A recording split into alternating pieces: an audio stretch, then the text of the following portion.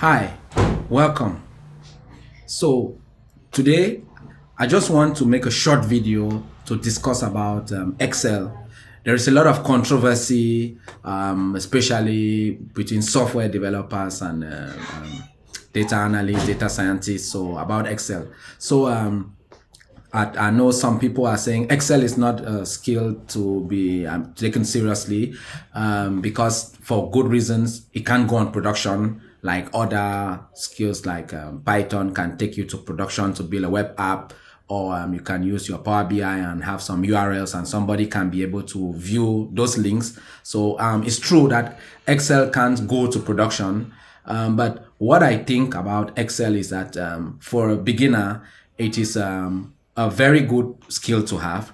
One, because it is something that is a drag and drop. So somebody who is not used to coding, the first thing you encounter when you use Excel is you're able to click here, you're able to insert manually, you're able to produce charts by clicks. So you get to become used to certain things. And for example, some formulae that you use in Excel, you will still use the same formulae in SQL, even in the DAX in Power BI and in Python. So Excel, while you're able to see the database clearly, when you go to places like Python, since the data is so much, you don't see all the database, but you see parts of it. So it's good for a beginner to be able to get those beginning inspiration or understand what you do by looking, so that next time when you can't really fully see what you're doing, like all of what you are doing clearly, even though you have codes you could write to see what you're doing or monitor what you're doing, this would be a skill that would be the beginner for you to be able to build charts for the first time,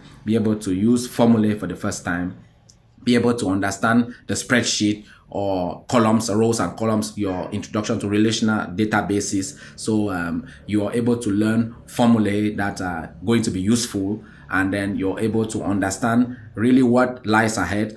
And there are some interesting things like maybe the analytics tool pack, which can also start introducing you to what you expect like an analyst, even though it wouldn't take you to production, but it will help you to be able to think like an analyst and be able to use that knowledge to cross-check maybe what you're doing with subsequent skills. So there are times somebody might extract something from SQL, and if it's not too big, open it in Excel, which you're comfortable with, and then you're able to analyze that. So it is true, if the company is big or having so much data, Excel will not help because above million rows of data, it's limited. It is true.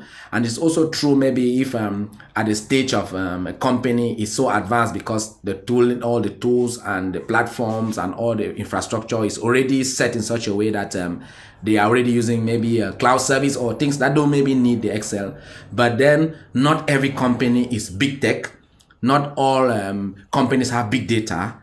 And maybe for small companies, maybe developing countries or in other countries that don't have so much data, Excel will still be something that they need to be able to do the analysis, and is accessible. So one of the things I say is whenever you go to a team, do what they use.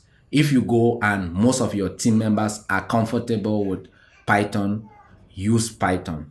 If you go and most of your team members are comfortable with Excel, use Excel, because at some point in time, the work is a collaboration with what your colleagues are going to be using. So for me, Excel is good, and it will help you to get the basics. It will not take you to production, but it will get you thinking and learning all the other skills that are related to become a well-rounded analytics professional. So that's all I had to share for you in this video. Hope to see you next video when we start our journey with Excel. Thank you. See you next video.